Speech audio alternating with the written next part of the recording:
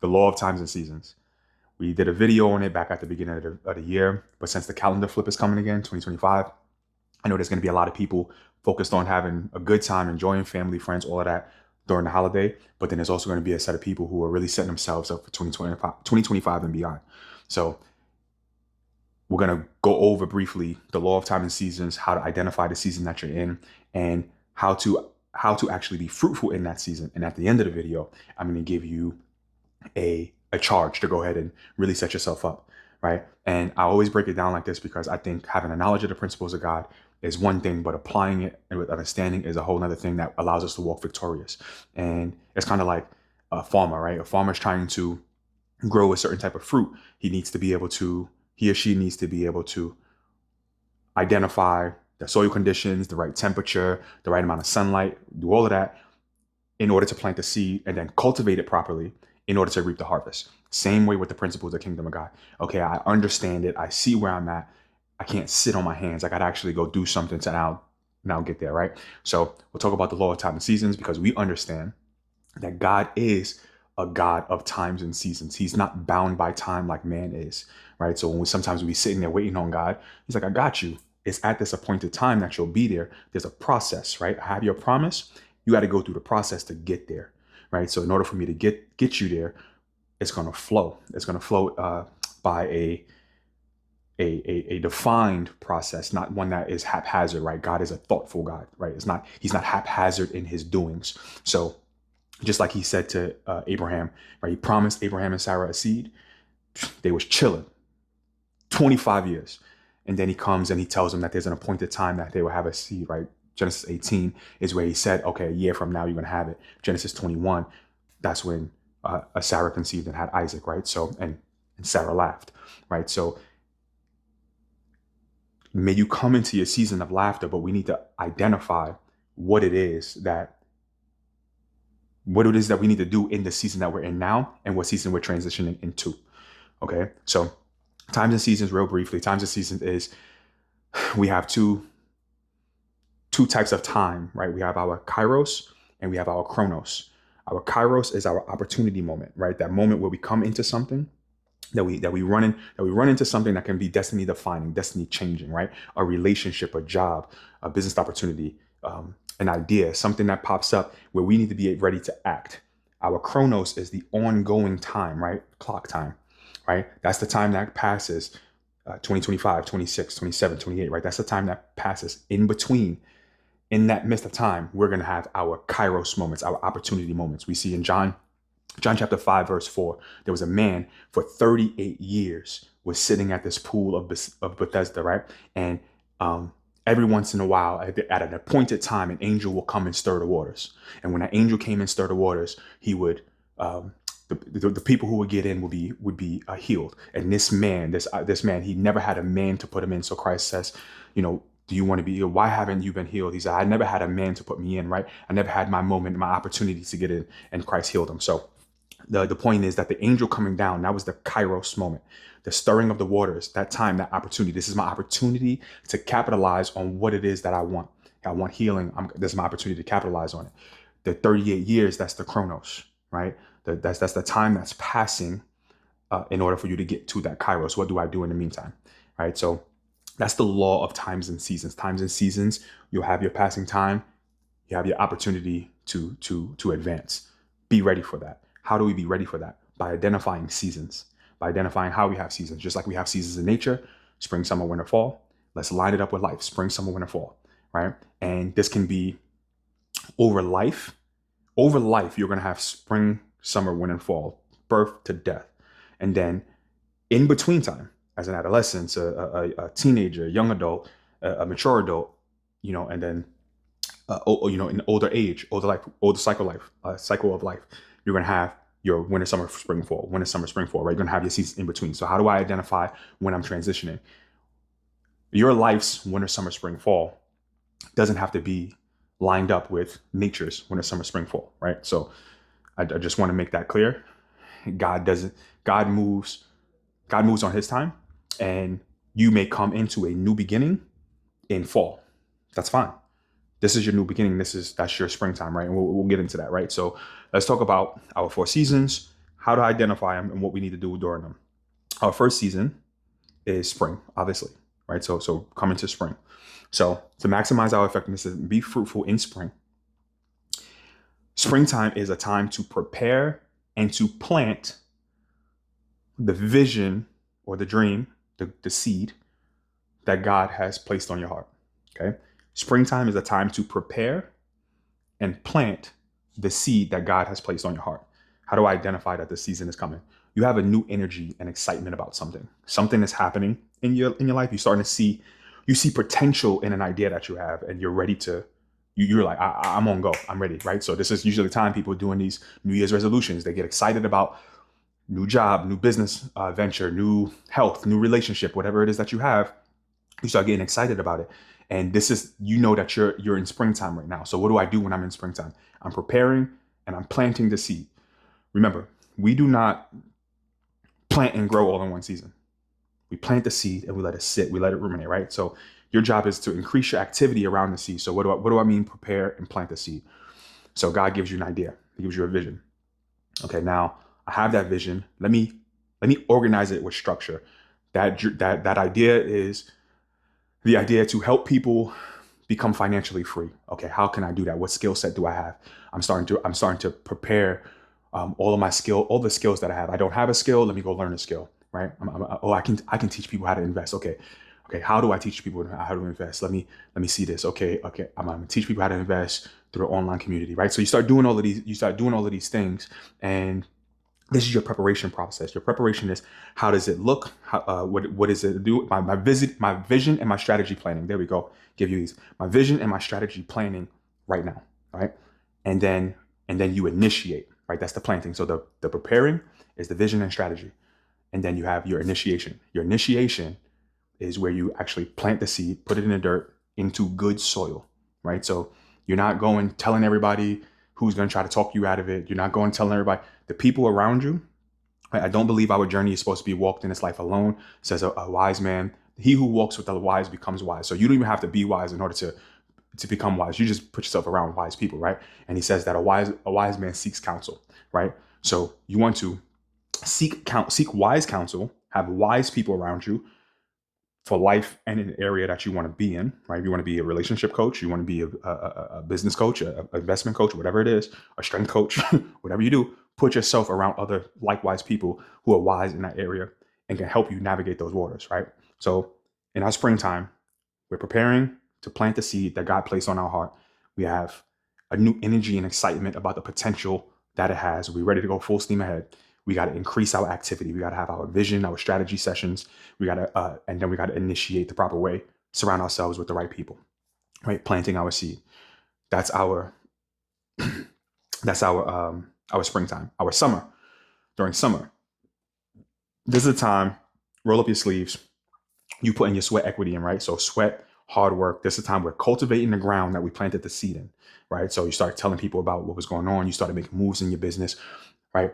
You're now going full steam ahead. This is a time where you make a decision. I made a video on decisions too. A decision to cut off everything that's going to take you away from reaping the harvest of what you've already been doing. You're starting to see, how do you know you're in summer? You're starting to see little things, little signs of growth that show the potential can be exponential. You're starting to see the little flower sprout from out of the ground, right? If you plant seeds, right? So you're starting to see people, you're starting to get leads, warm leads. You're starting to close some clients. You're starting to see people starting to pay you. You're starting to see the fruit of your teaching. Let's just say you're, investment coach, starting to see the fruit of your teaching. People are starting to make some money off of you, or you're starting to really start to serve more people, right? So you're starting to see all of this stuff happen. This is not the time to sit back and be like, oh yeah, I'm good. This is not harvest time. You're working, you're working to build, keep going, keep pushing, right? Your job is to just not neglect any part of the seeds that you planted. Don't neglect any part of your vision. Don't deviate from your strategy. The initiation already happened, so now you just got to keep that engine moving. All right, that's your summertime. All right, so what did I say? Summertime is a time for sweat, hard work, keep going. You identify it when you start to see little signs of growth in the seed that you planted in the springtime. Okay, what happens if you don't? Your lack of action in the summer will cause the seed to have stunted growth or no growth at all, right? I can't plant a seed, never water it, and expect for it to grow to the full maturity of the seed that it should have, right? So if you fail to work as hard as you should work, you will not see the full full harvest of your fruit, right? We in this society are, I call it the microwave society. I'm sure other people call it too, but it's a microwave society where we expect immediate results. Now, there's no magic. There's no magic other than the work. The magic's in the work, right? The magic is in the work that you put in. So please do not stunt your growth. All right. So it'd be helpful for you to set a growth plan. So in your vision and strategy, it'd be helpful for you to set a growth plan in order for you to get there, right? So now we go into fall. So spring, summer, fall. Now we're in our fall. This is your season of harvest. This is the season where you start to see the fruit. Well, the fruit is actually here. You can actually reap the benefits of it, right? This is everything that you've sown is now hitting major milestones, right? You have a life change. You're seeing, or you might be seeing even some diminishing returns on your work, right? Right. So let's say you were getting for all of your one effort, right? The one output, let's just call it my efforts. For every one, you were pulling in 2 to 3 leads. Now for every one, you're bringing in maybe a half a lead, or for every two outputs, you're only bringing in one input, right? So this is when you start to see, okay, let me reap what I have. Let me go ahead and take what I need to take off, right? I'm gonna take these good apples, these good things, do a little bit of pruning where I need to prune, a little bit of adjusting where I need to adjust, and you start to reevaluate, right? You start to reevaluate, is this my long-term path? I started out with this idea of being a financial business coach, for everybody to be financially free in whatever way that they want to be. And right, I had my vision, my strategy, my growth plan. I initiated it. I did all my hard work during the summer. I did what I needed to do. And then now I'm here. I'm starting to reap the benefits. Now I say, okay, am I growing this further and keep it continuing to go? Right. So these are the signs. These are the signs and the things that are happening in your business or whatever. Again, these seasons could be. There's going to be seasons inside your relationships. There's going to be seasons inside your walk with God. There's going to be seasons inside of your business. The seasons apply to every single part of life, right? That's why I love principles. It's a foundational truth that you can build it upon every part of your life, right? So this is what's starting to happen, and what you need to know is what fruit needs to be harvested, what fruit needs to be thrown out. What fruit did you pull off the tree too soon? Oh dang, I should have let that one ride a little bit more. I should have let that decision ride a little bit more. I could have gotten a little bit more return out of that investment. Or you know what? That's not gonna serve me any type of good way. So I gotta discard that. Right. So right, you start to see these things, and these are the decisions that you're making in order to reap properly off the fruits of your labor. All right. So if you do take off too soon, you won't get the full benefit. If you leave it on too much or too long, you won't get the full benefit. You have to find the just right transition, right? And that's going to be for every party, based on your own situation. Then we move into wintertime. Wintertime, this is your time for rest and renewal. All right. This is a time where you're starting to feel like I did my job. This is a sense of completeness, or you feel exhaustion. You're like, oh, I'm worn out. I've been working. I've been running down the last however long. I'm worn out from this job. You get a lot of people start to feel this after, a certain tenure at a career. Teachers, they feel worn out at a certain time. People who are, at one point, and I'm about to start getting back into it, possibly. At one point, I felt worn out with training. I don't want to bounce around with these guys no more. Like I'm done. But you love something, you do something for so long, you want to get back into it. So for some, it's a sense of completeness. I did all I can do. And for some, it's a sense of, I can't do this no more. For some, or for all, it's a time to relax, but you should also reflect, right? So I'm at the end, I've reaped the harvest, I've done what I do. Now I'm evaluating, do I step away? I'm relaxing. I'm going to take my time. I don't have any seeds to plant, but now I'm still preparing, getting ready for the next season. I want to get ready for spring. So now I'm letting my mind do the work. This is where we start to dream. This is where we start to have new visions. This is where we set new goals, new aspirations, right? This is the time where we get our wheels turning. And in that time, in that time of reflection, in that time of renewal, you are developing seeds that you're going to plant in the next season. Okay, so wintertime is largely about taking a deep breath, evaluating, but then dreaming about what's next. All right. And people who know me, they're probably always thinking, and you always thinking about what's next. I am. I'm always thinking about what's next. I don't like to stay set and in complacency, right? So again, your job is to dream big. Don't get caught in the relaxation of or what we call hibernation during wintertime, right? Don't get caught in that. Don't get caught in complacency. Get ready for the next, but take some time to enjoy the fruits of your labor, right? So we got those 4. Spring, plant, prepare and plant the seed.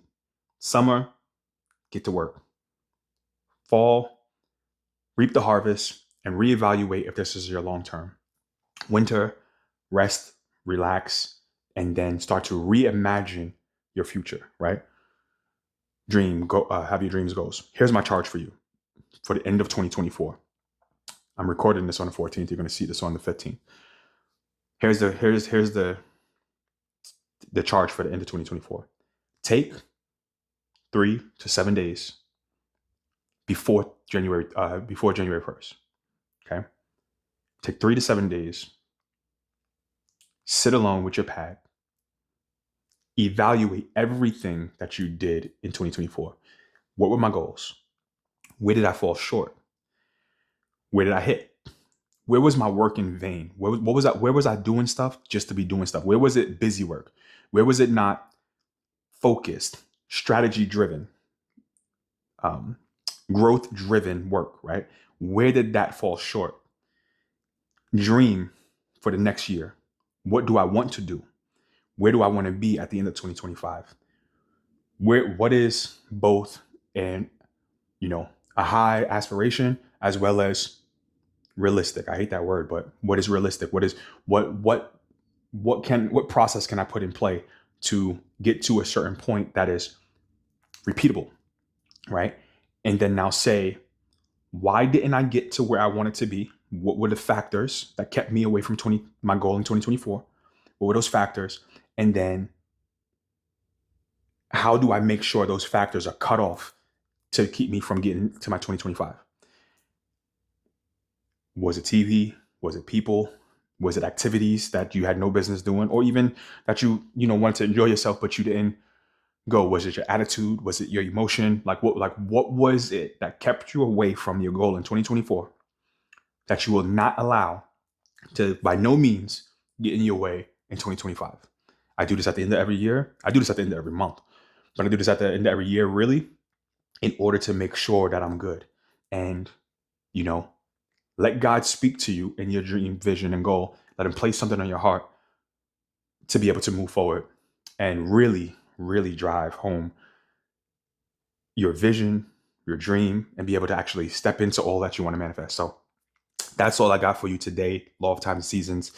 If you like this video, if you like content like this, make sure to like, subscribe, and share with someone who you know likes to take the practical principles of God and apply them in their life. And as always, let's look to advance the kingdom in our lives and in the ones that we touch.